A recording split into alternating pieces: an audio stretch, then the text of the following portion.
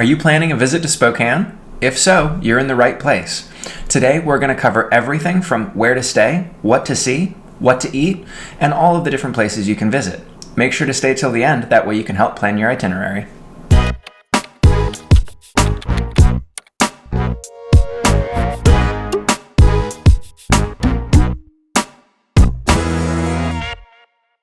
Welcome back to Living in Spokane, Washington. If you're new here, my name is Hunter McKay. I'm a local real estate broker, and I would love to answer any questions you have about moving to the local area. Just drop me a comment or shoot me a message on my cell phone. Happy to chat. Now let's get into planning your next Spokane adventure. Temporary lodging in Spokane is a little bit unique. There's basically two different categories. There's long-term stay Airbnbs, which are numerous throughout the city, and then there's a few hotels, but most of them are centered along the downtown corridor, right along the 90. There are also some in Spokane Valley, and then a few right out by the airport. Most of the cheap ones are going to be right by the airport. They're going to be the Hampton Inn or the Marriott, and they're both going to run between $110 to $115 a night. There's going to be a nice continental breakfast, but it's a pretty basic hotel. I would personally stay somewhere more like the Hotel Luso or any of the three Davenport towers downtown. There's the original historic Davenport, there's the Davenport Tower, and then there's the Davenport Grand. All three are a little bit more expensive than the average hotel, but all really great service and have amazing rooms and have their own unique vibe depending on which hotel you're staying at. If a hotel is not really your style and you are more interested in staying at someone's home, there are a number of different Airbnbs throughout the city. A lot of my favorite ones are in Kendall Yards, and obviously I'm partial to my own favorite one, which is westbridgelanding.com. We'll have the link in the description. It is my own fourplex in Kendall Yards, which is an amazing, great area, both for investment and for living. There are walkable areas, dog parks, and you are walking distance to a footbridge that takes you to downtown. So there's a lot of really great things about it, and just go take a look at the pictures and you can see why we love it so much. I also want to remind everyone, where you stay is really not that big of a deal in Spokane. There are lots of great hotels all throughout the different areas of the city, just depending on the budget that you want to stick with. You just need to drive a little bit further depending on what activities you're going to be entertained by. The truth is, though, you can get from one end of Spokane Valley to the opposite end of the north side of Spokane in a total of 45 minutes, even in the middle of traffic. So it's not that big a deal if you want to drive around and explore the different areas. All right, now that we've covered some amazing places to stay, wink, wink, nudge, nudge, Westbridge Landing, let's get into amazing activities to keep you busy while you're here. One of the most iconic parts about Spokane is Riverfront Park. There's over 100 acres that you can walk or bike through and explore. It was the original stage to the World Fair in 1984 that Spokane hosted, and it's a really cool and amazing part of Spokane's history. There's even a brand new butterfly that was built in 1984 specifically for the World Fair, and it has not had its wings for the last several decades, and the city decided that it needed its new lavender wings, and so it's a great thing that you can go and appreciate a piece of history and also recognize that we spent $300,000 on the fabric. So wow, interesting choices when we still have potholes. Mayor, potholes. Sorry, off my soapbox. The really cool parts about Spokane still stand. There are so many amazing art installations throughout the city, but especially in Riverfront Park. I am especially grateful for the trash-eating goat that I still to this day do not know exactly where it is, so you'll have to go and explore. But I go looking for it every time because it's a fun little adventure. It lets me walk through the park, and let's face it, it's super cute to find a trash-eating goat made completely of metal. You just press the button and it sucks everything away. Don't know who empties it, don't know where it goes. Still my favorite part about the park. Two other favorite attractions inside the park are the carousel, which now has a whole glass surround to keep it warm in the winter. It used to be a summer-only affair, and now it is a year-round event. There's also an ice ribbon, fresh installed in the park a few years ago. And don't forget to check out the clock tower. And if all of this sounds a little bit too relaxed and you're wanting something more strenuous, you can hop on the Centennial Trail, which is 100 miles of bike riding paths right from the downtown area. Heading north of Spokane by about 15 minutes, there's another park. It's Riverside State Park. It's 9,000 acres of total forest land, and it's perfect for anyone who wants to enjoy the outdoors. Up at Riverfront, between kayaking, canoeing, fishing, and over 70 combined miles of horseback riding and hiking trails, there's endless amounts of fun for you and anyone else in the family. If you're coming in winter, don't forget to bring a coat and pack your snowshoes because it's going to be snowy.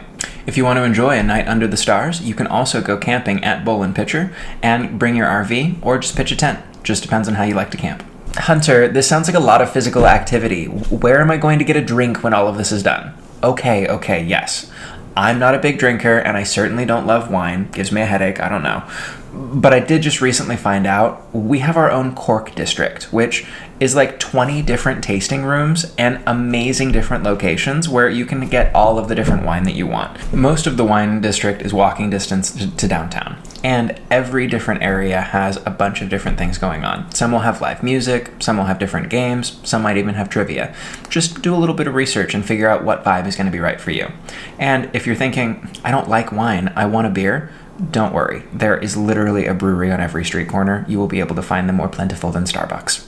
A local favorite is Brick West Brewing Company, and I'm not really sure if it's because the booze is really good or because they have food trucks, but let's face it, they've done a 2-for-1, so just go enjoy. A dirty little secret about my family is that we once took a vacation to Spokane.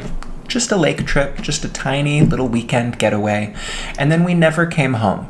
And so, fair warning, lake days are a great way to get sucked into the inland Northwest. They're gonna get you because they're fucking fantastic.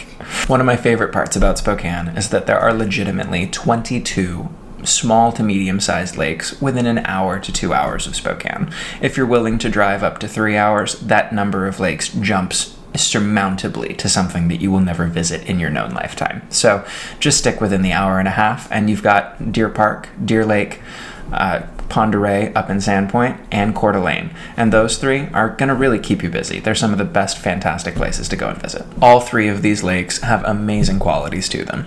Deer Lake, some people like because it's nice and small and it's stocked with fish. So it tends to be a little bit warmer, and it's still big enough that you can put any kind of watercraft on it that you reasonably need.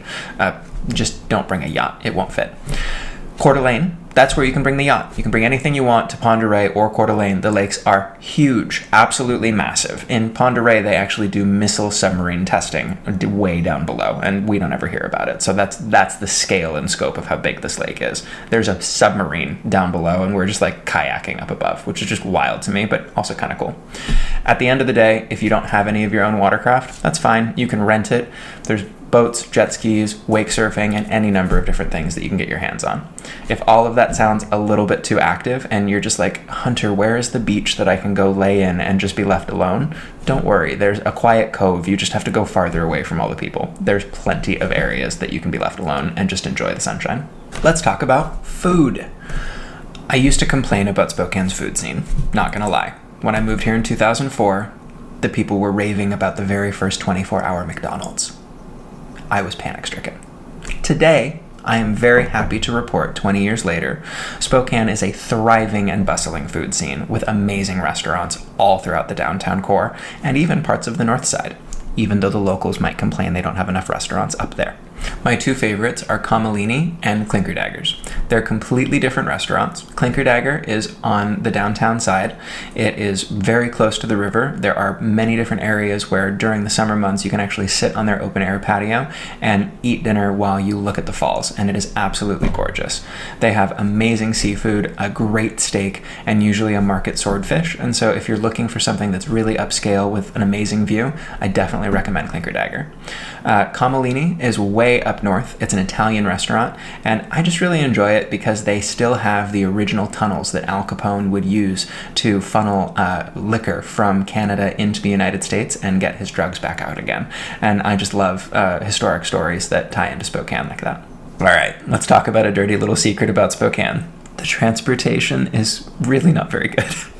There's no way to get around it. If you are going to visit, either understand that you are going to be downtown, and downtown is the only place you're going to visit, otherwise you will have a fat Uber bill, or you need to rent a car, because the public bus system is just one of the most abhorrent wastes of time and space, and I feel bad for the people that actually have to use it, because it drops you 10 minutes off from anywhere you actually need to be and will invariably be 10 minutes late. So I'm really sorry, but it is not anything like Chicago, New York, or other wonderful places where we have public transportation. We don't. Not here. Bring your car. All right, let's talk about when to visit Spokane. It really is up to you and what you want to do. Me, I don't like being cold. I don't like the snow. I like visiting the snow. It really annoys me when it visits me. And so you can imagine December through February, probably not my jam.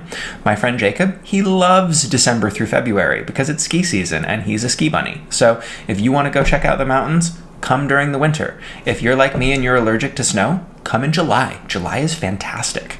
Now that we've come to the end of this video, I'd love to hear what your favorite parts about Spokane are. What would you advise people to do when they come to visit our beautiful city? As always, thanks for watching, and see you next time.